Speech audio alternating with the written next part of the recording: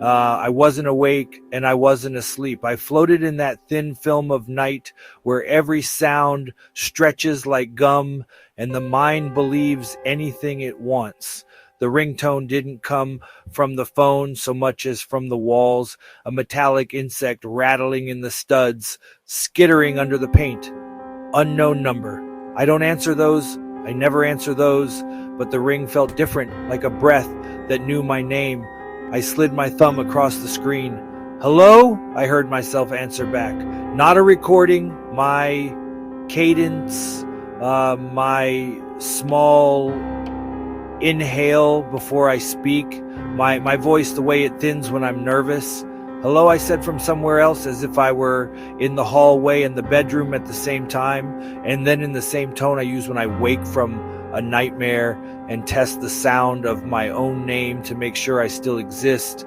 I heard it, a whisper of my name, barely air. The line cut. The call log showed nothing, no missed call, no incoming, no history. Like I had dreamed with my eyes open, I set the phone down and stared at the ceiling. The streetlight outside painted a rectangle of dim orange across the plaster, and dust swam through it like tiny, lazy fish. The building's heat ticked in the baseboards. My heart returned to normal. I almost laughed because what else do you do when you meet your own voice in the dark and have to keep living like nothing happened? The phone rang again. Unknown number. I answered before it finished the first ring because I wanted to catch it, to trap whatever the night was doing and force it to explain itself. Hello, I said, too loud, screaming. A woman, not words, just a long ribbon of panic ripping itself out of a throat. It was so sudden I flinched and the phone skidded across the sheet. I snatched it back, pressed it to my ear, and the scream cut out mid-breath. Silence. My apartment made that hollow sound it makes when the refrigerator motor stops and you realize that was the only heartbeat in the room. Again, no log, no proof, just me in the dim orange and the feeling that the room had expanded by an inch on every side. And I was smaller than I had been a minute ago. I got up, bare feet on cold floor, the boards, remembering old footsteps in their creaks, the kind of noises that make you think you're being answered. I walked through the hall to the kitchen because kitchens are bright and fluorescent and stupid, and I needed stupid. I set the phone on the counter like it was something that could go off. It went off. Unknown number. I didn't make myself say hello this time. I just breathed. The voice on the other end was a man's, breathless and close, like his lips were at my ear. She's with me. I ended the call so hard, the motion jarred my elbow. The phone rang again immediately. The same number, the same white block of text on black, and my body decided for me. I pulled the battery and tossed it like a hot coin. The screen went black. The kitchen was a room again, not a mouth. I braced my palms on the counter and felt the laminate edge bite my skin. I was going to leave the phone there until morning and teach myself how to forget. The screen lit up. No battery, no power, unknown number, floated on glass like frost. The ringtone poured out like a circular saw. The kitchen light flickered once, twice, and steadied as if ashamed of itself. I stepped back. 1 step, 2. A small, careful retreat like you do when you're not sure if what you're facing can see motion. There was another sound under the ring, a thin, thread-like noise, like something going wrong in the pipes. Not in the kitchen. Behind me, down the hall, through the bedroom door I had left open, into the closet I had shut out of habit before I lay down. The sound bloomed in that direction. Not water, not metal, a voice. A woman's. The same voice I had heard over the line, but muffled and wrong, like a scream shaped around a gag. The ringtone and the scream braided together, and the braid ran into the dark. I took I took the phone. It felt heavier than it should have. The number throbbed on the screen. I pressed my thumb to it and the call picked up, although I had not touched the answer button. Static hissed and cracked like ice. A whisper swam up through it, and I leaned in because I knew the sound of my own voice, even when it was drowning. "Don't answer the next call," I said. I didn't say it, but I heard it with my own mouth. I moved down the hall because I had to. The scream was thicker now, a cloth full of sound being wrung out. It pulled me like a rope. My bedroom had that drift to it that rooms have when something is slightly off. The curtain breathed, although the window was closed. The pile of clothes looked arranged by a hand that didn't know what hands are for. The closet door rattled once, as if someone inside coughed. I could see the seam of light at the bottom, not a light from within the closet, but a kind of glow like the glow the phone made on the counter, a light that has no source and still exists. I set the phone on the bed. The screen dimmed and brightened like a pulse. I put my fingers to the closet knob. The metal was warm. The door didn't open so much as unstick, as if it had been glued to the frame with breath. I pulled it and it shuddered.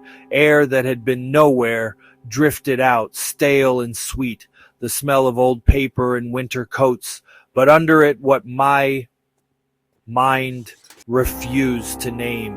The screaming was underneath the smell like a bass line.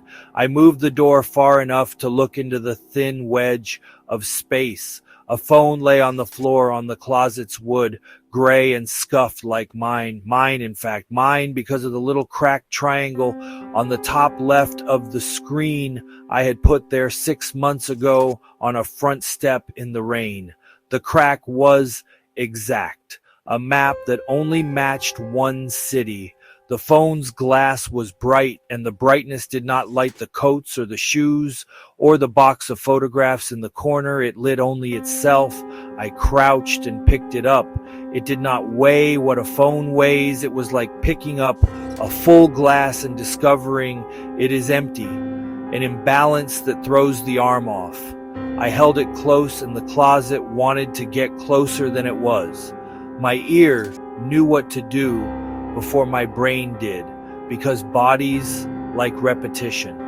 I pressed the phone to my skin, and the voice met me there, like a kiss from a mouth that had been waiting on the other side of a window. "Don't answer." "The next call," my whisper said, my breath clouding the glass from the inside.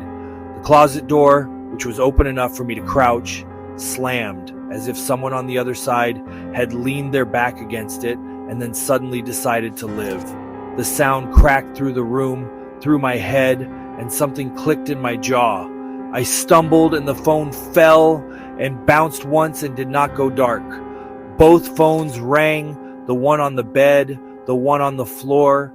The sound synchronized until I could not tell which was which, and then the room decided to agree with them and joined in. The lamp hummed.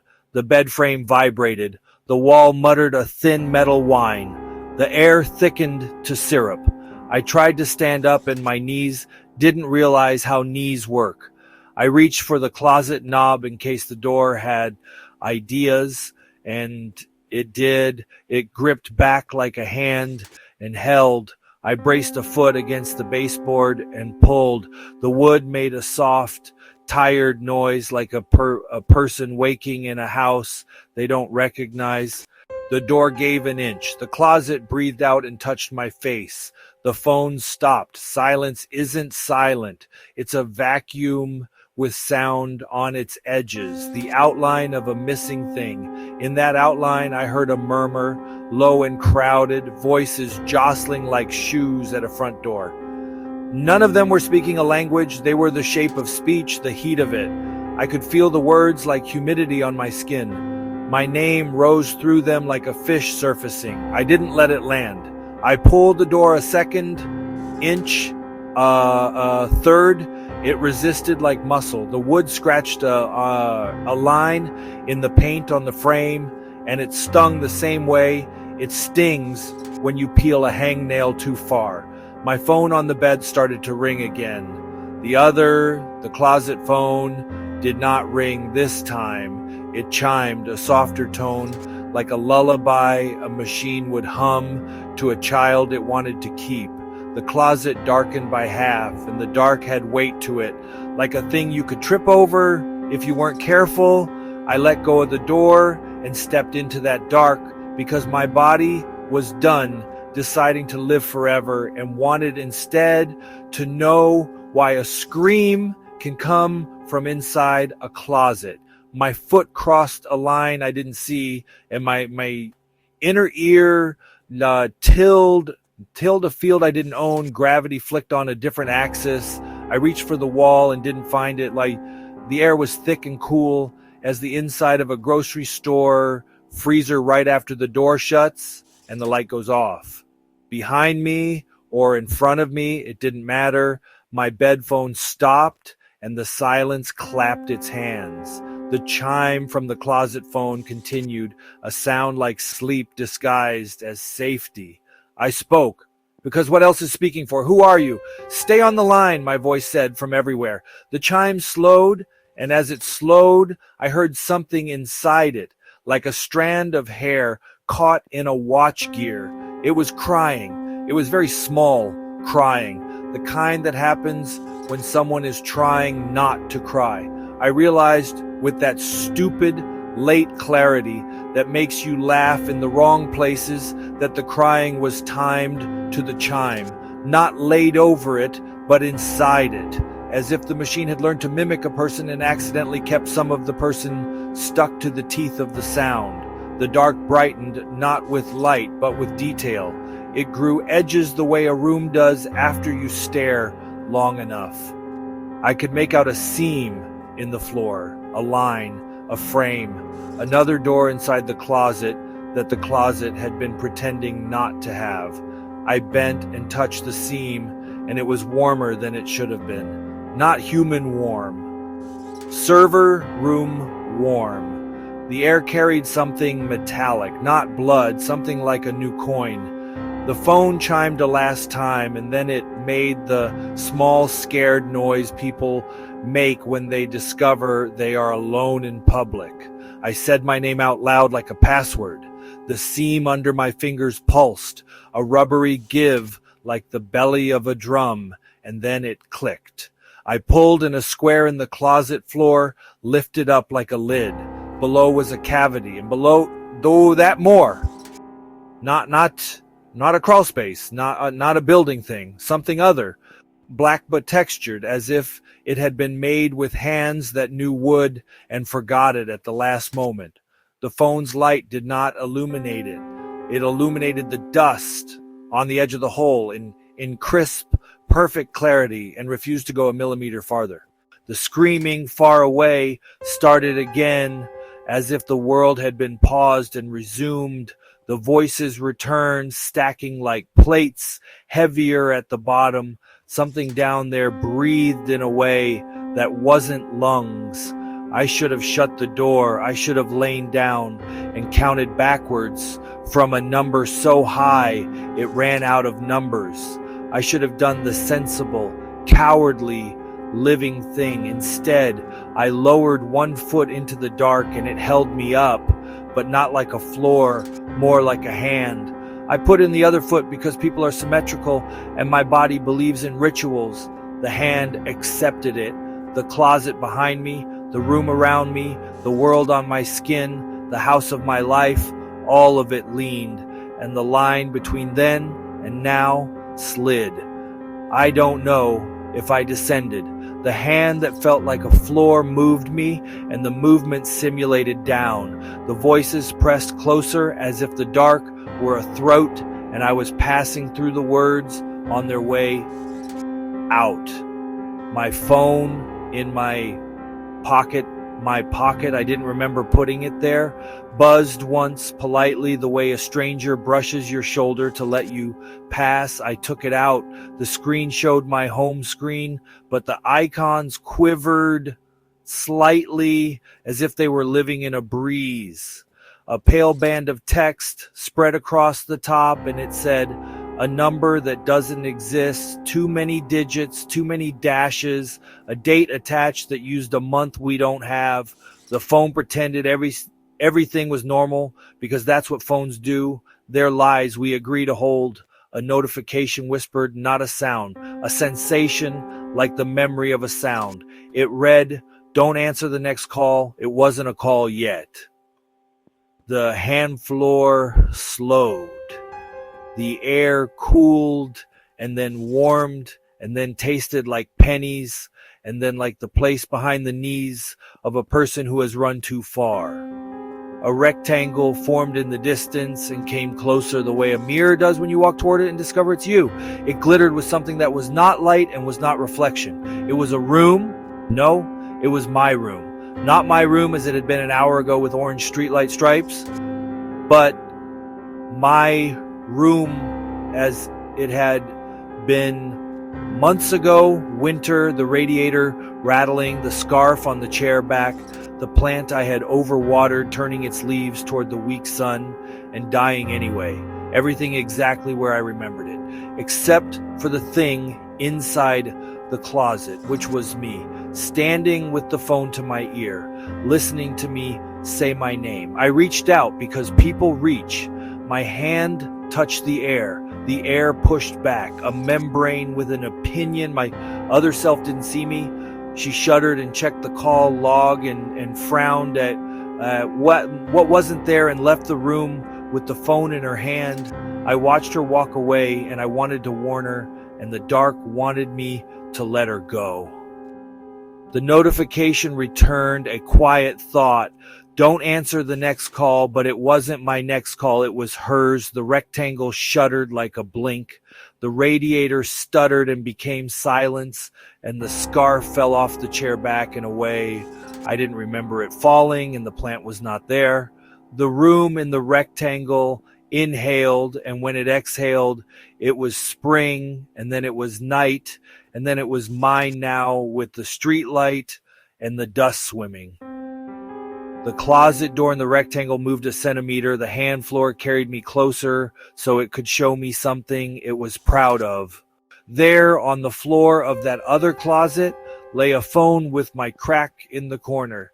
And there in that other room I crouched and picked it up, a puppet reading a line fed through a wire, and into her ear my whisper went, and out of her mouth it came to me across all of this. Don't answer the next call. What if the warning wasn't meant to save me? What if the warning was the mechanism? What if the don't was the do? The rectangle shuddered again, and this time it showed a corridor of black doors that weren't doors because they needed no walls. Behind one, screaming. Behind another, a lullaby. Behind a third, silence so thick it had teeth. They opened and closed with no hands on them, and the space between their edges was not a hallway, but a suggestion that you accepted because it was easier than inventing a physics that fit. The hand floor placed me before a door that was just wide enough to be chosen. It smelled like my closet on a wet day. I didn't open it, it opened me. On the other side, the kitchen, my kitchen empty, the battery on the counter, the phone lit without it, the ringtone, a saw, me coming down the hall, slow, careful, trying to keep my footsteps from making a shape. But the voice on the line saying she's with me, his breath, my breath, the exact timbre of the exact night. I realized then that I hadn't traveled anywhere. The dark didn't have an address. I was inside the circuit of the calls, inside the loop that makes a phone a mouth. The scream wasn't a woman at the other end. The scream was the wire. The don't answer was the signal that holds the signal together. The door shut like a lip. The hand floor lifted. The rectangle of my room brightened. The closet door in it opened. I watched myself discover the phone in the closet for the first time, over and over, until first lost what first means. My phone buzzed in my hand. Number no number uses.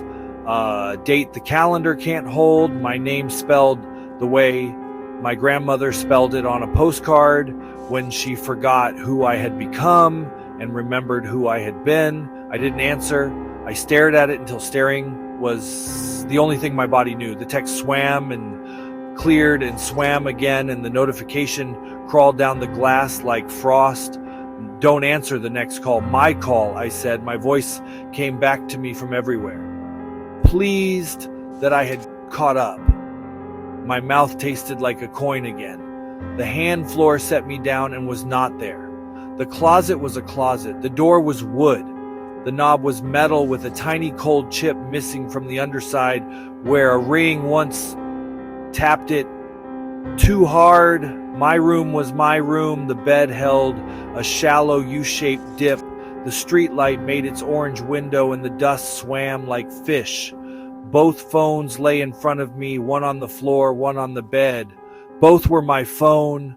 Both had my crack. Both were warm, as if held by someone who did not know they were holding me. They rang, not together this time. The bed phone rang first, delicate as a question. The floor phone answered with a long, low tone, like a foghorn in a city with no water. The apartment held its breath like a person you don't want to wake. The bed phone stopped and the floor phone kept going, then silence, then the bed phone again, impatience now, and the